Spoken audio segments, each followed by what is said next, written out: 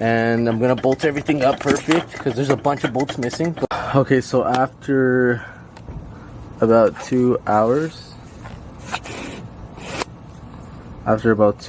of putting everything together, trying to get the bike to start, I just found out I had no spark. But this is how the blaster looks with the exhaust on, and good thing I didn't put the stator cover on. And this is the bike. Hopefully everything runs. I'm gonna try to get it running tonight.